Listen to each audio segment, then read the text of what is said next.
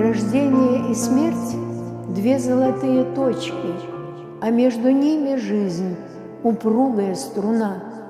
И я иду по ней, мне тяжело, нет мочи, но я иду, тревог и радости полна.